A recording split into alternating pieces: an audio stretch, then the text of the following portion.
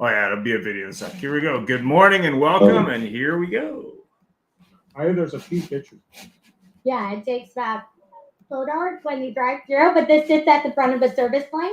And what it does is, as the vehicle point, it takes the photos and it creates a full vehicle inspection report. The service advisor is going to get that, the used car manager, the general manager, everyone's going to actually be able to get that report. And it's going to give a breakdown of anything that's wrong with the vehicle, from the underbody to any leaks, broken, missing parts in the bottom, to the tire. It's going to do tread tap, any damage on the sidewalls, as well as rim damage.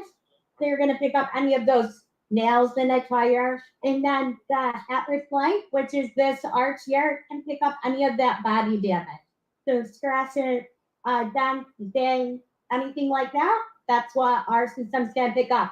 You're then going to get in, here is our user interface, and you're going to be able to pull that up. So by the time a customer gets to the service advisor's desk, within 3 to 7 seconds, they're going to get a full automatic inspection report. So yeah, it does roughly 1,000 photographs in 3 to 5 seconds. Which is a little crazy. I thought anyway. Good morning. Here we go.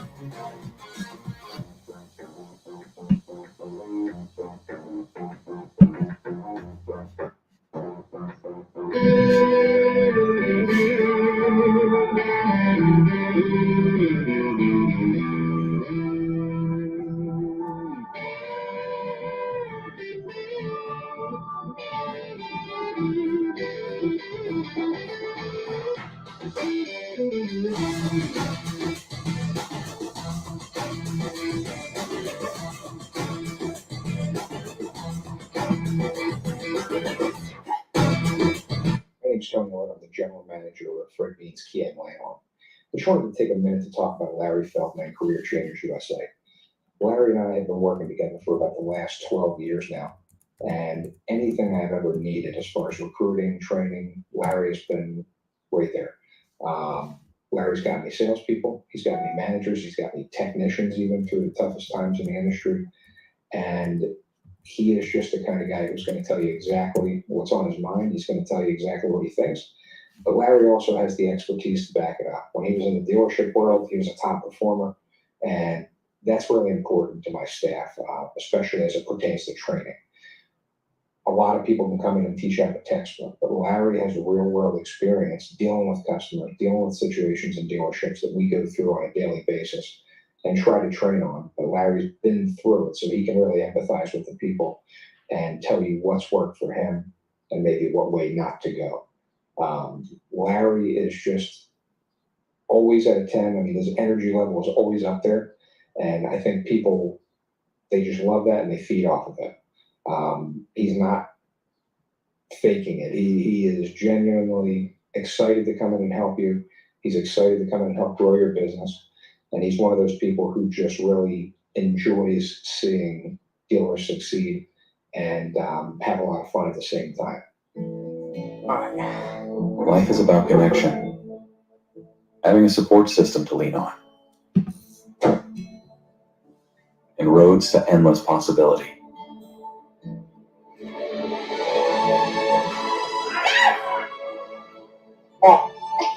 At every turn, guiding the way, we are building the connections that move you.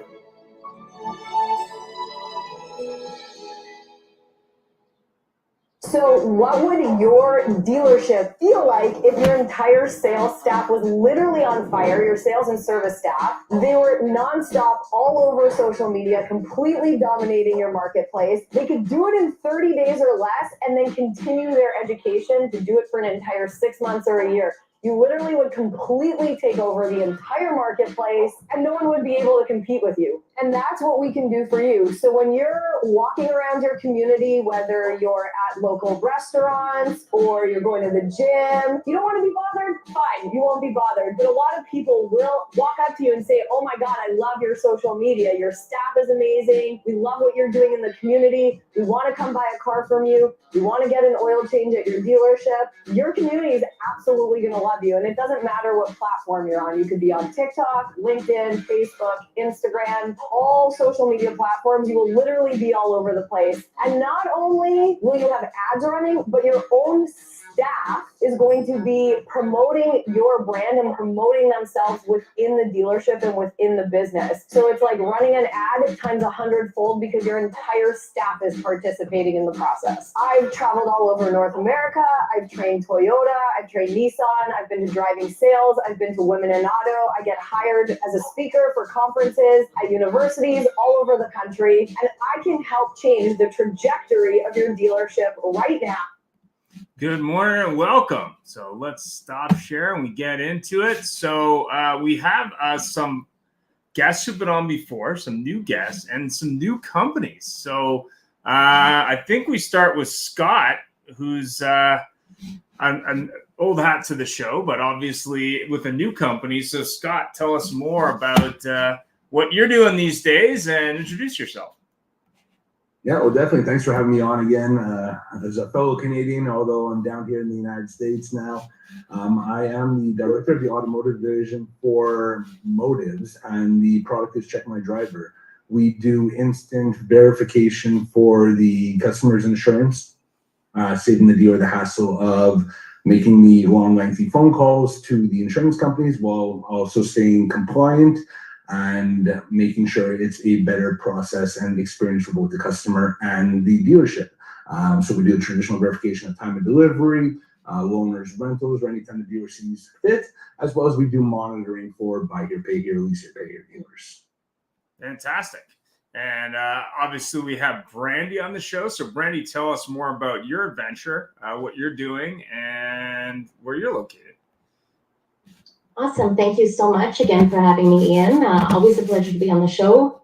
We are Disclosed Technologies Corp. So we are a new DMS, CRM, menu solutions, cloud-based platform for all assets. So auto, RV, ATV, power sports, marine, heavy equipment, and farming.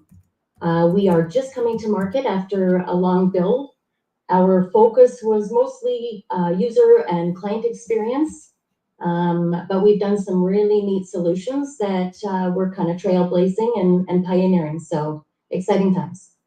Thank you. And we have Mr. Joel Benson from VidCalls, also a sponsor of the show. Joel, introduce yourself and tell us more about what VidCalls is up to these days. Thank you, Ian. Well, I am Joel Benson. I am not a Ford salesperson, although it looks like I'm in a Ford dealership right now selling a car. It's actually in an apartment in Montreal, but don't tell anybody from Ford. This is what you're looking at as our product. So when customers click on a Ford dealer website wanting to meet with an advisor instead of a telephone call, they click on their website and they see somebody like me doing a two-way video call. And that's what video calls does. Thanks, Joel. So we're going to start with our first question. What is the future of automotive tech in your opinion? And let's start with Brandy. Well, future of automotive tech, I find mostly is really revolved around artificial intelligence. Really, that's where I think a lot of the focus is leaning, although I really think technically anything to do solution-based that can save time and eliminate error. So many different directions. I find one of the biggest conversations I get when I go to stores is around the artificial intelligence side. That has a mixed opinion for me. I think that a lot of technology is going to reduce a lot of jobs. Mm. So we can't be too eager. But I really think that is the focus. I think we've left it to the dealers long enough in some cases that improvements need to be made, and technology really is about improvement. Fantastic. And just in case you didn't know, we did do a show called AIO show a while ago where we talked about that specific topic, which was quite interesting. Go ahead, Scott. What do you think? Obviously, being in the tech side of things. Yeah, well, I'm definitely going to echo Brandy a bit when it comes to AI and automation. Obviously, one of the reasons I joined this company was because of what we're delivering. It's really going to be about a guest experience that's simpler, quicker for them, whether it be digital retailing or an improved process while they're in the dealership in terms of experience. And on the dealership side, how they operate, I'll refer to your sponsor, UBI, what they're bringing to the table in terms of what the dealers can use. I know there's, and I won't put out names, there's others as well that are using the dealership's current security cameras to now have an AI implanted in that to enhance the guest experience as well as the productivity of the team and data and information that they're able to collect. So there's a lot of different ways that technology is going to come about, and I think it's going to happen very quickly. Very interesting. Thanks for that. And Joel, what's your thought on, I guess, the future of technology? I know you're a very tech-heavy individual.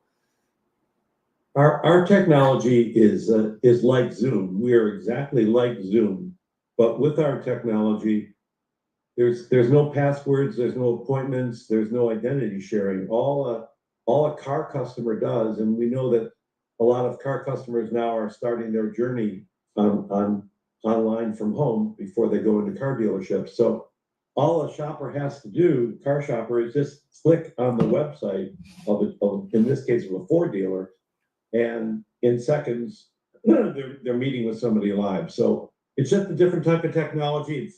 AI certainly is important, but this is a live person one-on-one, and that's what we do.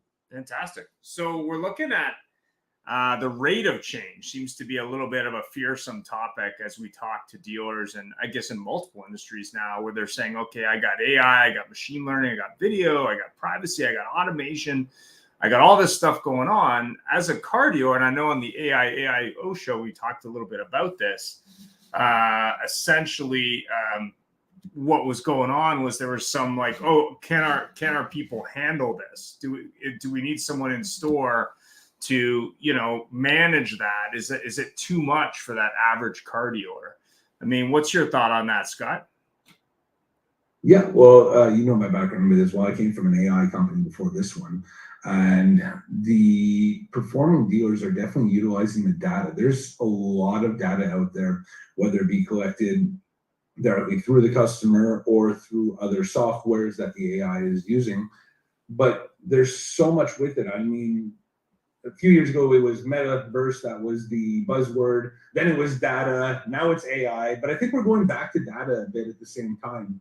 All these dealers, oh, I got this data, but what are they doing with it? So the great operators are really able to decipher and use this data to leverage for results, whether it be service, sales, acquisition, or claiming market share as well.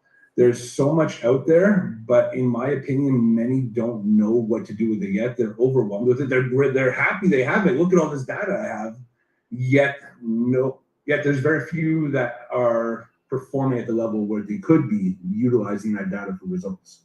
Interesting. So I know we talked on that other show, not to source it too much, but there was some talk about, okay, we've got different levels of dealers. We got that large deal group that's forward thinking. We've got that small rural group that maybe is not as on the ball, or we've got maybe that mid-range group who's just resistance to change. With so much change going on, I mean, what are you hearing from dealers as you talk to them about AI and other technology? I mean, what are you hearing? I mean, you obviously have background in that area.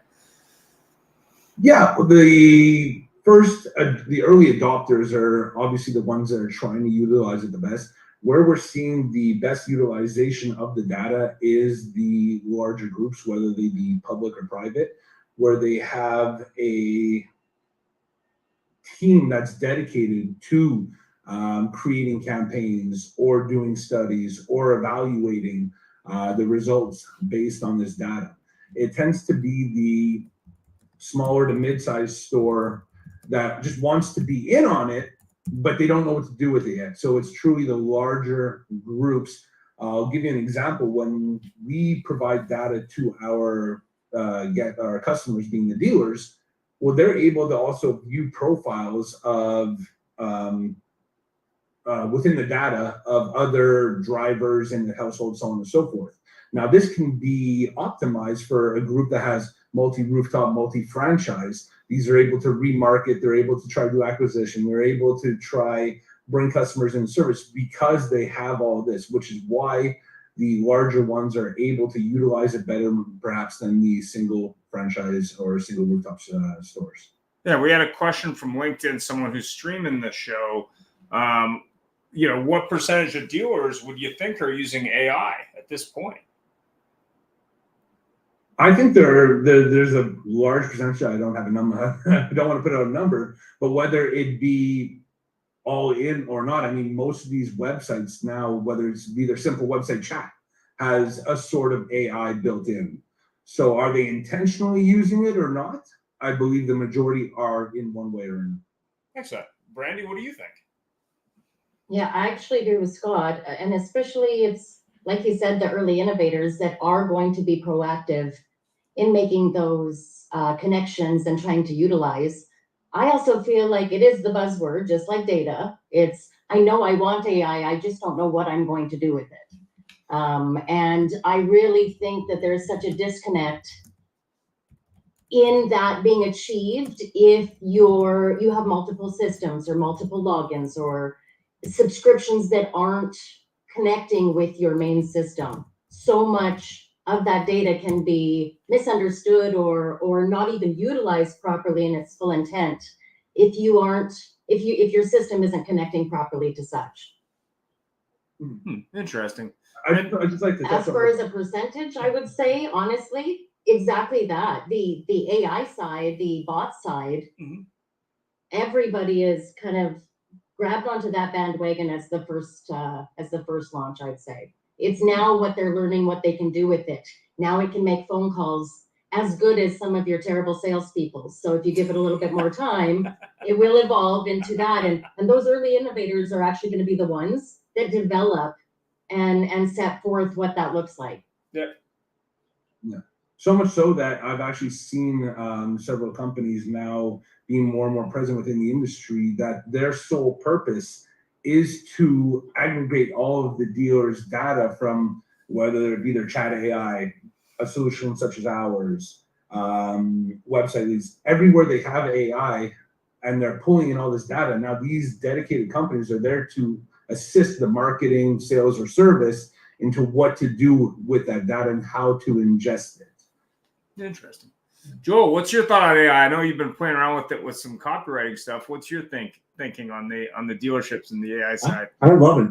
I love it. I used to think I was a good writer until I wrote something that I thought was like really good, and then just for the hell of it, I pushed the AI button and it totally rewrote it. And I'm like, oh my god, I missed like 5 different points. And AI is absolutely terrific. Love it. Fantastic. So on the automation side, which is related in my opinion, you've got AI, you've got some automation. I know there's some fear there. At what point do you think it's going to become more and more automated? I mean, that's I guess the big question here. So let's start with Brandy on this one.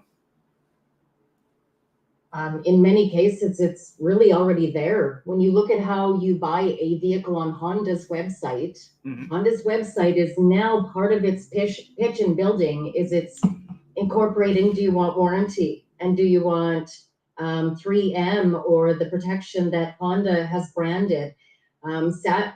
Sadly, in some cases, this is actually eliminating the financial services manager. And so these things have already been in play. And here's the thing, even about automations or algorithms or any AI, our OEMs have been using their data for a lot longer than any dealership is just tapping into. And so they already know what they had to do. And when it comes to finance, when I looked at Honda starting to do that, because my history is in finance and most of my experience and career, that to me was, you are starting to weed out financial services.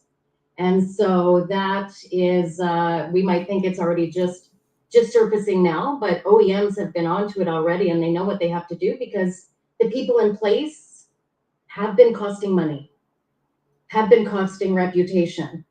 When they aren't following process, they are costing their own jobs, and that is what AI will come to replace, sadly. Interesting. Scott, thoughts on automation as we look at the AI piece and how that's going to, I guess, impact businesses, including auto? Well, they're definitely going to have to pivot. Echoing what Brandy said again, always great points from Brandy, is that there is a big digital experience where the customer can go through a lot now that the AI is guiding them along. But the smart dealers, in my opinion, are going to be the ones that are now going to accept that instead of fighting it. Right. And they're going to use this where the AI brought them so far. I've always been a firm believer that AI cannot sell. I mean, we saw this with the service kiosks in the past. How many of those are sitting in the back of the parts department now collecting dust? Why? Because AI cannot sell. It can guide you to a certain point of the process, but if it's too easy for a customer to click, yes, I want this, no, I don't want that, no, I don't want that. Well, that's what happened to service kiosks. The customer came in for an oil change, and then, okay, no, I don't want to do the tire rotation. I don't want. So AI is going to allow the dealer to view a better customer. Oh, there you go. Learn, pivot to create a better guest experience based on what the AI has been able to deliver. The financial service manager is still going to be able to upsell warranties and explain tire and wheel, the prepaid maintenance. That's not something AI is going to be successful at doing, but it's going to allow for a more complete customer profile, which once adopted by the dealer, that allowing that to happen, they'll be able to even serve the guests better because they'll know more. Call it a much better pre-qualification than what we've seen right now. Fantastic. So, Joel, I know we were talking last week a little bit about trust and building trust using two-way video. What's your thought on AI and predictive stuff with automation there? I mean, what do you think? The bottom line, in my opinion, is that salesmanship is becoming so weak, and students coming out of college and from high school to college, they're not learning how to sell. They're not learning how to make relationships. And that's where AI kind of helps a lot. As Brandy had said, it can upsell a customer who's wants to buy the car but wasn't thinking about insurance, wasn't thinking about other things. The human being is supposed to do that, and the human being has failed, and that's why the AI tactics are so important. On the other side of the coin, I don't think that people want to just make purchases from AI or talking to robots. I think that the human being needs to be part of it. It's all about building a relationship. Those three words: customer relationship management. Well, where is the relationship? So where we've done really well at VidCalls, and we're working with pet stores, we're working with plumbing unions. We're not just selling VidCalls for the car dealerships. We're selling VidCalls all over the world. In fact, we're going to be translated in 104 languages starting in August. So even if a French customer calls an American dealership and they speak in French, the American dealership hears them in English, they speak back to them in English, and the customer hears them in French. We're going to be doing that worldwide, in Russia, in China, all over the place. So I do believe that human selling, human relationships is the most important, but AI picks up the parts that humans don't pick up because we're not smart enough. We're not good enough salespeople.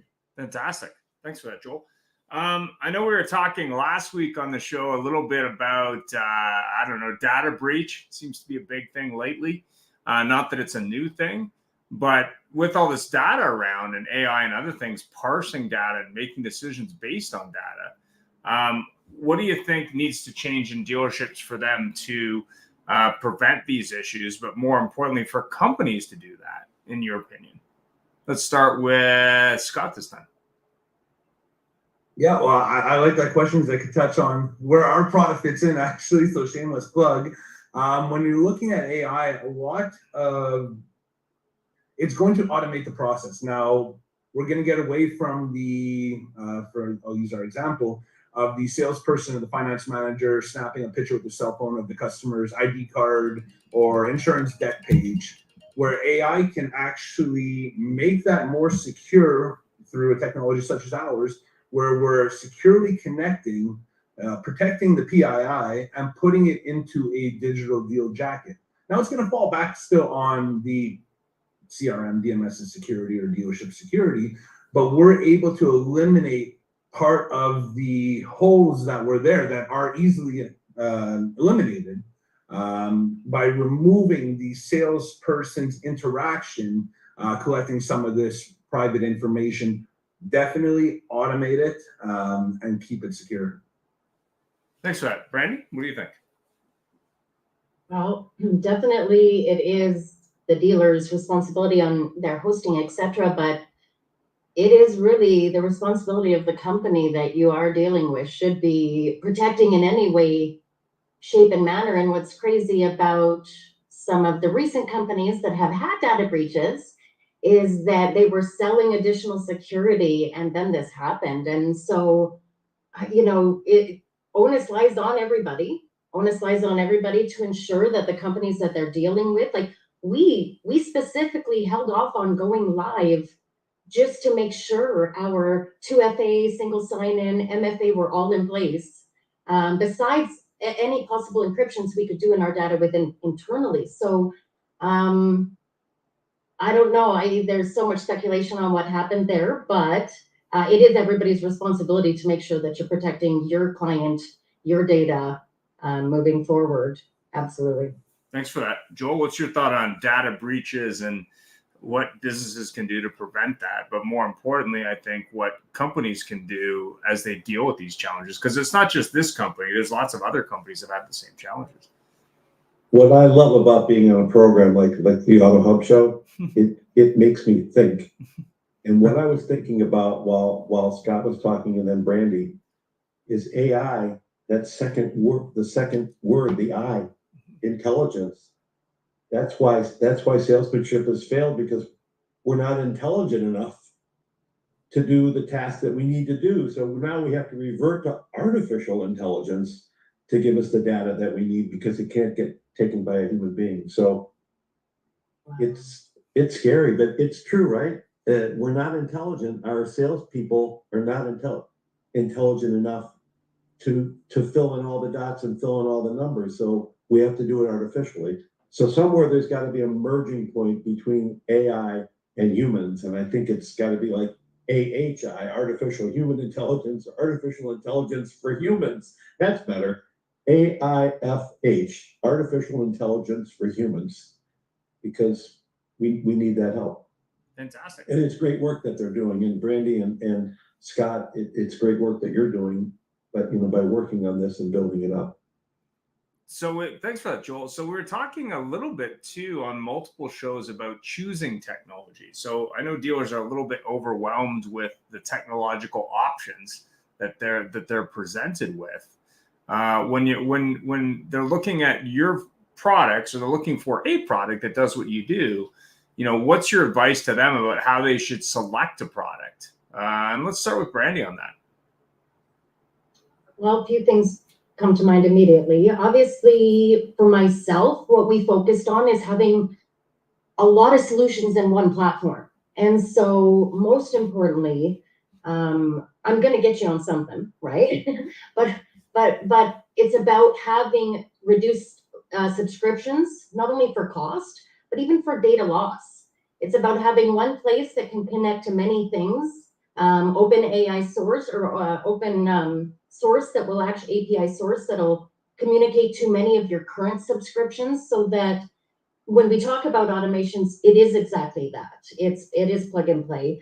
I also think when I looked at, as I built our DMS and CRM, etc., when I looked at any of the ones that had been traditional in the industry, they all seemed to be glorified cash registers that copied each other.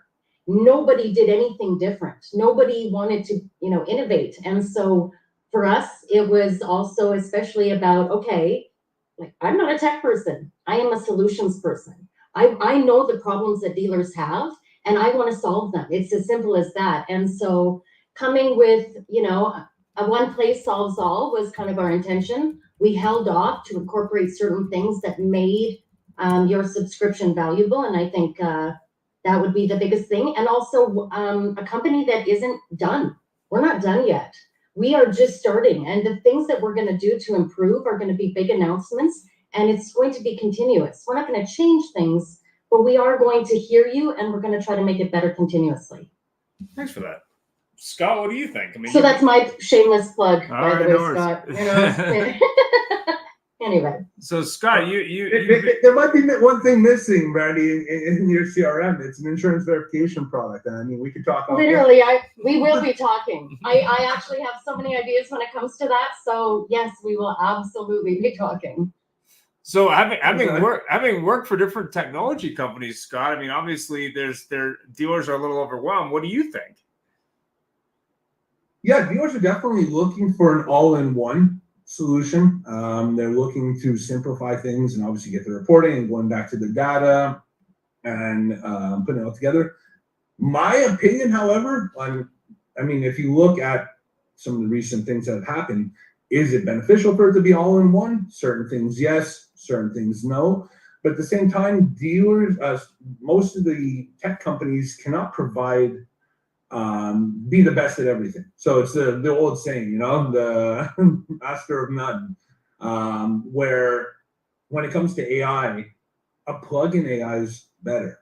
They are not going to go out and build everything to perfection to what the market needs. They'll build something general, which is why partnerships such as what I'm doing now with different vendors, different CRMs, we're providing an elevated solution. When it comes to security, we saw a security flaw in the current market. Our solution is new to the market. So we did it for a better guest experience, a better process, but also to keep everything compliant, the PII.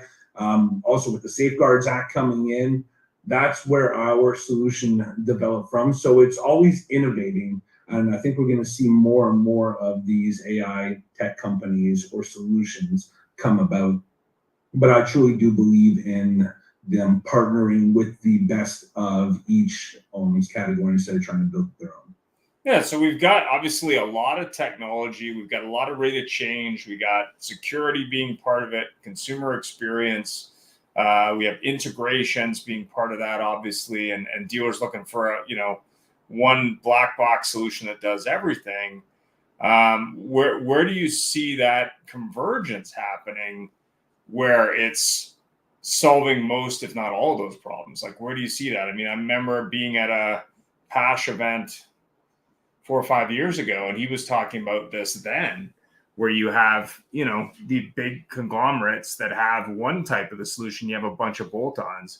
But where do you see that coming from? Like, what's the end game there?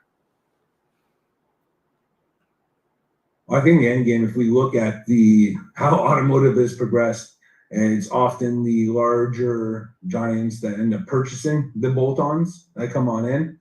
The downside to that is innovation tends to slow down drastically, if not stop completely at that point, and you're always going to have a new bolt-on that shows up with a better product. So it's really the dealers want it all in one place. But I came from the dealer world. My past. I was in dealers from 19 years old until I was almost 30 years old. I never complained about using a second screen at the same time either, if it was a product I needed. Often we hear dealers, oh, it's another dashboard I have to look at. It's this, that. Okay, well, in the end of the day, that's your job. Where it's not supposed to be the cushiest, easiest thing all in one place. I mean, ideally, yes, but don't turn away a vendor that has a great solution that's not necessarily bolted into your CRM or DMS yet. Because what's one more screen or when it's going to bring you those additional results? I'm talking most solutions such as ours can either bolt in, or we can stand alone and do everything that needs to be done. So that's kind of another buzzword. I think it's within dealers that, oh, you integrate, do you integrate, do you integrate? It's not that big of a deal to open another browser window if the product is delivering you the results you need. So it's really about the results of the product and their usability versus just one big monster product. I get it. Brandy, Yeah. What do you think? I mean, obviously you looked at a lot of different products before you launched yours. What's your thought on that? Well, I totally agree. I don't think that I'm one to say that yes, if I want you to do your job the best. I am one for, I don't want one person's solve to solve everything. But I totally agree with Scott that dealers, if they aren't categorized as an early innovator, then you often don't focus on that. And it is a shame. It's often to their own that they will miss out on things that do make their job easier just because of that lack of integration into their one of hundreds of DMSs out there. So I think that dealers do have to kind of open their eyes. You know, right in the beginning, I think it was Joel that said, you know, there's the lazy salesperson or and sadly, COVID made things worse. And even more so, COVID opened the door for artificial intelligence to come in and these automations to come in and solve problems. And so, yeah, I'm one that when we went after the market, we didn't say, okay, we wanted to be an all-in-one, but I know where there are lagging in the industry. And so it was more of a focus to say, okay, this solves that problem. And then, you know, one of our integrations, again, a plug, but is Vindicode. Our Vindicode is done by Canadian Black Book. And so it's about having Canadian Black Book right on your inventory profile so you know the actual valuations right then and there. It's those plugs that we wanted to focus on that make your job easier. Yes, there might be that resistance in transitioning over. I really feel, you know, like Scott said, it's an outcome for the better if you're willing to listen. Fantastic. So, Joel, I know you're not versed on all these things, but when you look at an add-on or a bolt-on that adds a lot of value, it sounds like both Scott and Brandy agree there, and I'm with them. I think the challenge is too many plugins and add-ons that don't add any value. And we see this every day when I look at websites where it's got bad integration, it's got bad placement, it's not making sense. There's too many calls to action. There's too much confusion where customers really just want help. I mean, what do you think there, Joel? Times are changing, not every year, not every month, not every day, like every 3 minutes, things are changing. And a dealer can't say, well, I've got my AI program, I don't need it anymore. They have to keep their ears open, they have to keep their mind open and see all the new innovations that are coming up, because something will come up tomorrow that we don't know about today. And that's the beauty of AI. I'm almost thinking that you need to go to college to get your PhD in AIology, just so that you can understand all the different AIs and which ones are going to be the best for you. This is brand new. We have to keep an open mind to it and be eager to learn. And if the dealers don't have enough time to learn, then they have to hire an AI specialist to come work for the dealer, who can see everything out there in outer space in AI land and bring it back to the dealer in a positive way. So I think there's a lot of education that has to be done in AI. It's a great product. It has to be understood by the buyer so that they can buy your AI and it works efficiently. That's the way I see it. Yeah, very interesting. Yeah, I mean, when you look at the complexity of a lot of this, and we like to talk about algorithms all the time, and we also talk a lot about, you know, how do we simplify it down for the dealer and for people working in the industry. I guess the question there is, you know, what feedback do you get from clients after the fact, after they put your product in? I mean, how that makes their life easier, more impactful. Scott, what do you think? It's definitely going to, once the clients adopted it, and I'm going to touch on Joel once, what Joel mentioned, it has to be the right technology. It does make life easier when you're looking at, refer to a conversational AI.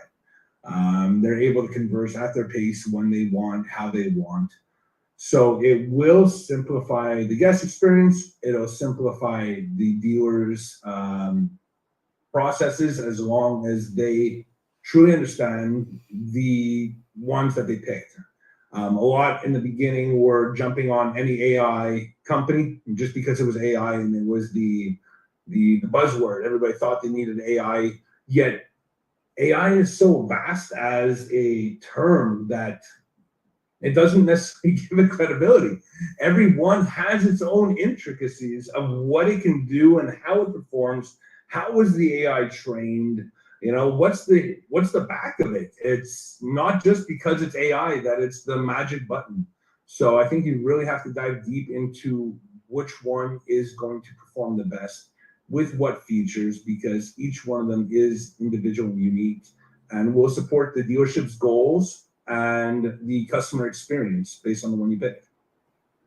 Great thoughts there. Yeah, I mean, I think part of it, as we see every year at NADA, is what's new, shiny bongo we should buy, or how many. And I think April made that statement on that show, which was that she bought a bunch of AI stuff and then quickly started trying to use some of it and went like, it's not the right thing for this store. It might work for that store. So it was kind of interesting, that take on it. What do you think, Brandy? I totally agree with everybody on the panel. I think if we utilized AI for data mining before we let them jump to the customer, exactly what Joel said, our sales, due to many reasons, lack of training, high turnover, etc., other people's, bringing in poor habits, what does lag from a dealership is them not mining the clients that they have, and also not mining it to sell.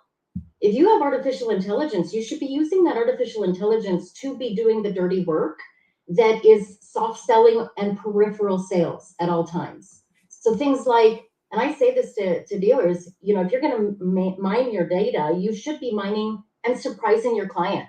How about send them a birthday card? How about get your artificial intelligence to send them a, maybe your in-service date on the vehicle, send that. Hey, it's your car's birthday. Did you know that? And as a special, we're going to, give you a free oil change. We're going to get you back in. Start using it to mine the data, not for the sale today, but just for that customer relationship, right? Keeping that current. And that's exactly what Joel said. That's where our salespeople are not doing enough. We had numerous companies come to the market that actually would mine data, make those phone calls, call the customers, get your leads to a certain point. And then if you aren't a 600 or plus beacon, I'm not dealing with you. I'm just using AI to actually mine missed opportunities and client relationship, I believe, is the key number one. From there, your AI will learn so much and it'll be able to build, and at that point, maybe you let them start dealing with your clients. Yeah, we had a comment. I mean, to your point, you said that AI can't sell. AI can assist. AI can't sell. You know why? AI doesn't have personality. AI doesn't have charm. AI doesn't have a lot of things, but AI isn't, they say AI is intelligent. It is intelligent, but you have to put in all the personality, the camaraderie, the trust, the relationship, the eye features when you're speaking to a customer. There's much more. It's all got to be put together. It's like a puzzle. It's like a puzzle. Yeah, we had a Most of them comment. don't know how to use it. They think just because they have AI, they saw one dealer with it that, now if I do it, it's going to work. Just like whoever started the trend of, hey, when you deliver a car, take a picture in front of your customer, in front of the car with the customers handing the keys. How many cars does that sell? It doesn't. It's one dealer doing it. You're right. And one thing, while Brandy was speaking, I was thinking of an example where I had a friend that spoke back years ago, but they bought one of the first, new hair frizzers, the new machine that came up, and burned all their hair because they didn't know how to use the machine. And if you don't know how to use data and you don't know how to use the machine, you're going to break it, and then you're going to have to fix it. So, yeah, and exactly that. In incorporating AI to where it won't leave you vulnerable. Here's the thing also is there's so many bots and there's so much auto response that if you actually used a live person to interject when it was appropriate, that's what you'll surprise your client with. You'll surprise your client with, oh my gosh, you're a live person. That's now going to be the new surprise because everybody's gone to this artificial first stage of connection. And I think that's where you can really make yourself stand out. Use AI where it'll pay for you, where it'll do your dirty work, where it'll do the work that your salespeople won't do, and then utilize your live salespeople for what is needed. Yeah, we had a comment from LinkedIn from one of the viewers. AI will write a book, write a full book on a person's life if they have enough stuff. Lots of luck, crazy. So yeah, I mean, it's a question of what book are they writing, and I think there's a fine line between automation and usefulness. So you've got to really be cognizant that this is something much like when people got started with email. Do you really want a salesman typing out an email and sending it to someone without looking at it? So I think that's another whole thing here as you look at technology with the rate of change. It's, did you have the right manual process or even pre-automated process before you add that? And when you're automating it, are you testing it front to back? I mean, this is as simple as email and texting, but when you look at other things that are being automated, is it done the right way? And I think in a lot of cases, dealerships have a lot on their plate, so they may not be able to handle that. So I think that's why you'd look at a company that can do that for you. Does that make sense? Yeah, but also that is once the AI does deliver the results. Let's go with the path where you selected the right provider, the AI's brought the results. You have now most dealers aren't prepared to what to do with it. Most of them don't have a process to once the AI's handed it off for everything in the and then the salesperson's actually the one that fumbles it or the management fumbles it. So it's a whole mentality, and the team has to be on board and trained to make sure to know what to do once it's given to them. Because I've seen too often where the AI or technology or a process has brought it to a perfect experience, and then it gets fumbled. The same way when the customer can have their insurance automatically verified. So, but then the salesperson still prints out the pages and puts it in the customer file. What happened? It was secure, it was compliant, the PII was protected, and then you hit that print button and put it put it on the desk. Why? When there was a process that technology improved, but management didn't maybe clearly explain why it was there, so in the end it just got fumbled, and the process was still effective, but now it's missing a component. And here comes Larry. Views and opinions are those of guests, not of the Auto Hub show. You can reference that on our website. Larry, what's your thought on artificial intelligence? Is it going to replace people? I think. Can you hear me? Yeah, go ahead. I think we're way ahead of the curve in the United States because we've been using artificial intelligence for over 40 years. It's called the Congress. As artificial intelligence as you can possibly be. As artificial intelligence grows, as it becomes a useful tool, we're going to see more and more of a reliance on people. Because I drove out to Pittsburgh yesterday, ordered a burger with no cheese, and what did I get? I got a cheeseburger. People are dumber and less confident than they've ever been, and relying on machines is equivalent to jumping off a cliff and hoping you have a soft landing. So will artificial intelligence, that train's already left the station. It'll continue to grow. It'll continue to improve. And all it'll do was allow for people like Brandy and Scott and Joel to move forward. Because let's face it, they need us. They need somebody to connect the damn dots. Scott's my buddy, and in Florida, he watched me train for 3 hours. Nobody looked at their iPhone. You going to get a machine to do that, Scott? I don't think so. And if it is, it's going to have to be a very demented machine with all its fuses wired sideways. So my answer is it's here. If you don't embrace it, you're as dumb as the guys that quit dealerships when they started using computers.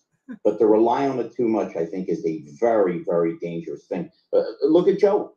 Joel's got a way for you to dial in immediately and talk to somebody, but he still understands that if it isn't keyed in with the people, you got nothing.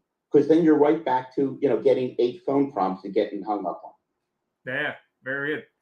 Well, And I'm sorry I'm so late. I'm in Pittsburgh and I've been interviewing a lot of people, and I looked at my damn watch and said, "Uh-oh." No worries, Larry. Always. Larry, even 2 minutes with you, Larry, makes up for a full day. I believe that's what you said to your first wife when you met her at the casino, Joel. That didn't go too. Brandy, he pays me to insult him. It's this strange, masochistic, freaky ass. And luckily, so That was far, you're good. pretty good. We go back. Yeah, we do. Good to see y'all. And Jody, I don't see your picture, but it's nice to see you. It's a very attractive Jay there. There she is. There she is. See, Joel, that's how you approach a Get good them up looking on the wall today. Sleep done. Jody, Nicely Jody, done. you look great. And it's nice to meet you. And I want to thank everybody for coaxing me Nice out to of meet my you too. shell. I'm working on getting over my shyness. So we're And running a it little wasn't- tight on time, but go ahead, Joel. It wasn't AI that got Jody online to show herself on the video. It was LF. Yeah. So we're running a little low on time. So final thoughts. So let's start with Jody.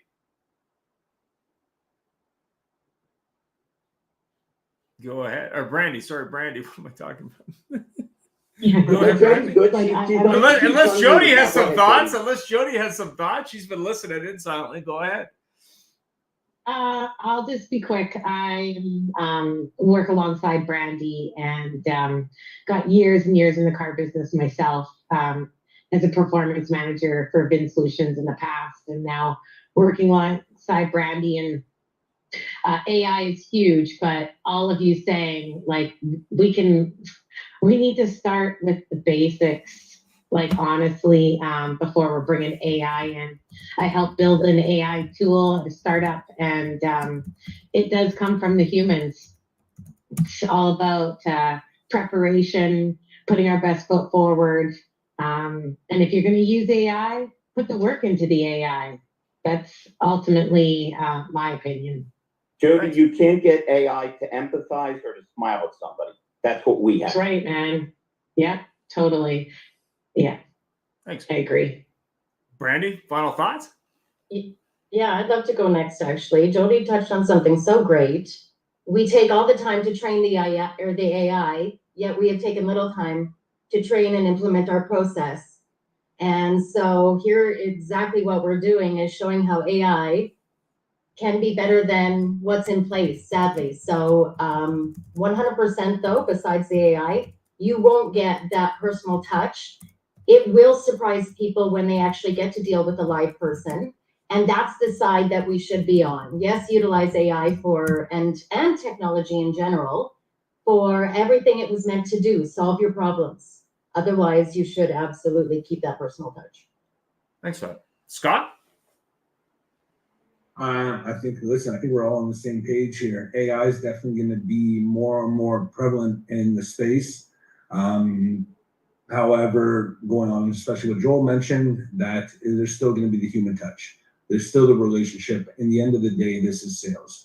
If people wanted to order vehicles online, I think we would have seen more of a demand for that, but it's not. It's still a human interaction. People still want to buy from who they know, like, and trust. They want to sit in the vehicle. They want to try the vehicle. So for anything sales related, the AI won't replace it. However, it will create a better guest experience, and dealerships who know how to utilize AI and utilize the data it brings will obviously excel, create a better guest experience, and stand out from the rest. Thanks for that. Joel, final thoughts? My final thought is very short because this whole show today, it was amazing and I learned a lot. I see the day when, and maybe the day is already here, where there are college courses in how to learn AI. And then once you totally learn it, you learn how to then take the knowledge that you have, walk into a dealership, get hired by a dealer to analyze all the data that the dealer has no time to do. So it's going to come around to that. I can see the next generation doing things of this nature, how to use AI effectively, but then it will be used by humans at the end. At the end of the day, you're right. It's the human touch. Yeah, I mean, we did talk. I think it was Wendy was talking about the human side of AI. I agree with that 100%. When you look at AI, it's really, I think, about leveraging the skill set that someone has, as long as they're paying attention to the details. And I think some of the stuff that Larry brought up, which I agree, is you still can't miss those details. Things like, oh yeah, did you want fries with that, or what kind of fries, or did you want pickles or not? I mean, those things are. I know you're going to see that with California with their increased, minimum wage, where you're going to see more automation, but you shouldn't automate out that customer experience. But thanks very much. Can we possibly automate Gavin Newsom? This way we can shut him down and put him in a closet with the rest of the robots. Well, I think on the political side, I think you're some of politicians may be able to benefit from an artificial intelligence to add some intelligence to the conversation. I agree. Any intelligence with them would be good. Listen, I just had a young lady came in. I'm going to get her hired. Yeah. And you know what she said to me at the end? She said, that was the most fun interview I've ever been on. Brandy, I hear AI is great and it can disseminate information. I never hear it's fun. And we need fun more than we've ever needed in our lives. Everybody's miserable. Everybody's grumpy. No disrespect to the people, and this is your shining stars. Everybody is stupid. So to not bring a little intelligence and energy and fun. Jody, you and Brandy don't know me yet, but I'd love to get to know the both of you. I'm the only guy out there on the 200 dealers that says I'm crazy. I don't tell them how good my tech is because I suck. All I tell them is I'm going to have fun and I'm going to make your people have fun. We've lost that as an element. Yeah. But it's really nice talking to you. Listen, why don't we all meet later at Joel's house? It's got an open bar. Doesn't matter the expense report. He just stuffs it to me, and it's a long, sad story. Canadian, the exchange rate is horrible. Yeah. Hey. Well, thanks very much, everybody. Go ahead, Joel. I was just going to say, we said that earlier in the meeting. AI will never give personality. AI will never give charm. That's what humans do. So that's the spend off. Well, thanks very much for taking the time today, everybody. And of course, anything I can do, let me know. And AI obviously ain't going to replace anything, but technology is important. And I think dealers need to lean in and learn more about technology. Thanks for sharing all your knowledge, and have yourself a great week. Thank you. Thank you. Nice to meet you. Bye, My guys. pleasure.